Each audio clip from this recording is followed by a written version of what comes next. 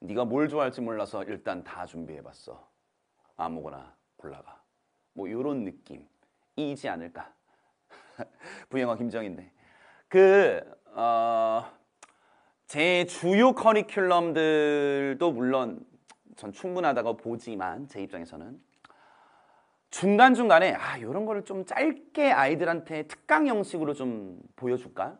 라고 하는 것들을 제가 실제 했던 몇 가지가 있었죠. 지금 가장 대표적으로는 정말 많은 수강생들이 온라인에서 들었었던 유사문제 파이치기 특강이요. 그러니까 3월 교육청이랑 6월 평가 모의고사가 끝나고 주요 문제들이 과거 기출문제랑 어떤 연관성이 있었는지에 대한 아주 짧은 특강이었습니다. 2강짜리밖에 안 됐었죠. 근데 그것도 모자라서 단어를 얘네들 올해 나왔던 모의고사의 주요 단어들 중에 V단어에 연관됐었던 문장들과 단어들을 한번 좀 정리해 줄까? 라고 했었던 V단어 특강도 있었어요. 그거는 1강짜리였었죠. 부담이 없을 정도로. 더 준비해 준 거야. 마지막 하나. 이제 더 이상 제가 줄 수 있는 게 없어 얘들아. 여러분들이 항상 고민을 하고 있지만 아직은 쳐다보지 않고 있는 그 미운 오리 새끼 같은 애가 누구야? 어법 문제죠. 근데 이 어법 문제 한 문제를 위해서 내가 시간을 지금 현 상태에서는 많이 투자할 수가 없다라는 분들이 아마 대다수일 겁니다. 지금 현 상태라는 건 시기상으로 봤을 때 지금 이제 구평이 얼마 안 남은 시점이야 얘들아.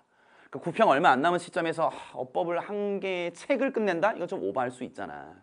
그래서야. 그래서 뭐 구평이 됐던 수능이 됐던 아주 짧은 강의로서 내가 평가원의 그동안에 한 7번 정도의 시험에서의 주요 문제들의 선지들을 한번 패턴을 알고 싶다.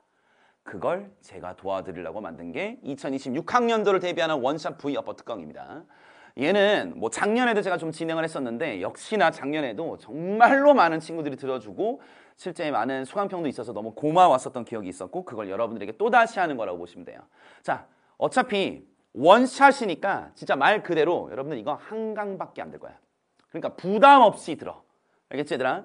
한강이라고 하면 1시간 정도 내외에서 제가 최대한 끊어보려고 얘기를 해보도록 할 테니까 그렇게 생각하시면 될 것 같고 두 번째 교재 안 사도 돼. 그냥 PDF 파일로 그냥 교재를 올려드릴 테니까 따로 구입하지 마시고 여러분들이 뭐 출력을 하시거나 아니면 뭐 다운받으시거나 하셔서 하시면 될 것 같고요. 교재 그냥 하지 않았어요 여러분들. 대충 보시면 이건 좀 이따 말씀드리고 문제 있고요. 그리고 다음 페이지에는 각 선지마다 여러분들이 알았어야 되는 주요 설명도 제가 좀 다 집어놨어요. 그러니까 최대한 여러분들이 빠른 속도로 할 수 있게끔 필기도 뭐 어느 정도 있긴 하겠지만 너무 과하지 않게끔 말씀드릴 수 있게끔 모든 문제를 이런 식으로 만들어놨다고 보시면 돼요. 자, 문제는 총 7문제 2023년 6월 평가원 모의고사부터 2024년 그리고 최근 6월 평가원까지 그래서 총 7문제를 아주 짧고 굵게 건드려드리고 여러분들에게 임팩트를 주고 저는 사라질 거고 한 가지만 더 얘기를 좀 드립시다. 이 강좌에서 가장 도움이 될 만한 친구들은 어떤 분들이냐면 어법 문제를 대상으로 약간 이런 분들 있지.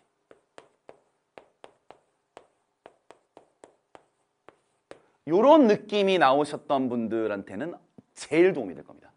그러니까 무슨 말이냐면 어법을 완전히 못하는 건 아닌데 약간 좀 맞다가 틀리다가 좀 반복돼서 약간 애매한 구간에 좀 있는 친구들이 대부분일 거란 말이야.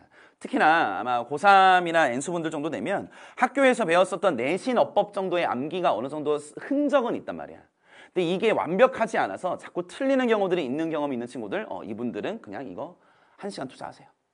알겠지 얘들아? 그 부분을 제가 중점적으로 다룰 거니까. 그러니까 왜 네가 맞고 틀리고가 반복되는지를 본질적으로 제가 찔러드릴 거거든. 됐죠? 자, 여기까지 좀 됐으면 좋겠고. 자, 지금까지 말씀드렸었던 건 이 강좌의 교재를 프린트 하지 않으셨어도 그냥 한번 듣고 넘어가는 부분들이라면 지금부터 제가 말씀드리는 부분은 교재를 프린트 하셔서 수강을 마음먹은 분들 그분들이 좀 필기를 하셔야 될 부분들이야.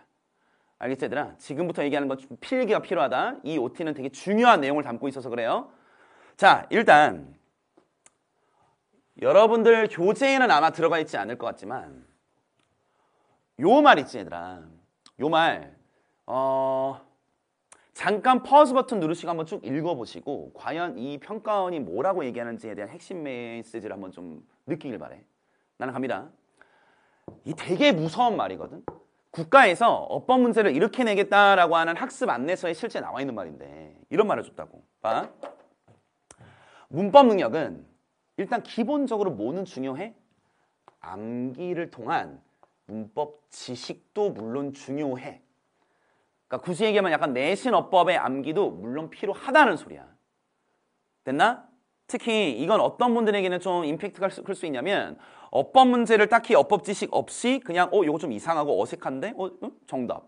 이렇게 약간 원어민적 감각이나 언어적 감각 있는 친구들에게 좀 임팩트 있는 말 중에 하나야. 무슨 말이야? 너도 외울 건 좀 외워야 돼. 그러니까 여러분들 국어 영역에서도 어법 관련된 문제들이 나왔을 때 너도 우리나라 말인데도 어느 정도 용어 같은 거는 외우잖아 얘들아. 똑같아. 근데 그게 최소화 정도 될 수 있을 정도로 제가 도와드릴 테니까 그건 좀 기다려주시고. 근데 무서운 건 뭐야? 이 뿐만 아니라는 말이 세상에서 제일 무섭죠. 그러니까 어법 지식도 필요해. 근데 그것뿐만 아니라 이것도 있어야 돼 라고 하는 이게 너네들이 맞다가 틀리게 되는 이유 중에 가장 대표적인 이유야. 자, 위에 뭐라고 나와 있니? 문단의 전체적인 의미나 문장 간의 의미적인 관련성을 고려한 어법성 또는 문법성 판단이 필요하다라고 국가에서 얘기를 했어. 아니 다시 문단을 볼 때도 있고 문장을 봐야 될 때도 있단 말이야. 근데 어떤 식으로? 지식적 측면이 아니라 의미적 측면으로 봐야 될 때도 있다는 거야. 됐나? 그러면서 블라블라블 이렇게 쭉 나오다가 역시 다시 반복해요. 일단 기본적인 문법 요소에 대한 지식이 있어야 되는 건 맞다고. 근데 그걸 넘어서서 모두 반드시 하라는 거냐면 너가 그냥 이거 암기만 해서 풀 수 있어가 아니고 여러 가지 문장들의 구조나 특성을 학습하는 것도 되게 중요하대. 됐나? 자, 이 부분을 가져다가 프린트 하신 교재의 공란 아무데나 찾으셔서 이 필기를 좀 하고 가겠습니다. 어떻게 보면 지금부터는 본격적 수업이 될 수 있어요. 그리고 저는 1강에서 바로 문제풀이로 그냥 다이렉트로 넘어갈 겁니다. 자, 그럼 결국엔 여러분들 한국교육과정평가원이 말하는 어법 문제의 핵심은 다음과 같이 정리하실 수 있을 거야. 소위 말하는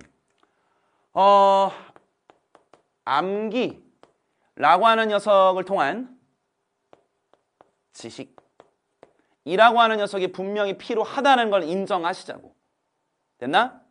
근데 그것뿐만 아니라 도대체 무엇을 더 갖다 붙여야 되는지 사실 여러분들 저는 이 수업에서 이걸 가장 많이 강조할 거예요. 자, 두 가지를 제가 말씀드릴 건데 단순 지식뿐만 아니라 추가적인 플러스 알파에서 네가 가져가야 될 두 가지 요소가 뭐냐면 첫 번째 앞에서 어느 정도 암기적 지식이 필요하긴 한다라고 얘기는 했지만 앞에서 얘기했었던 암기 지식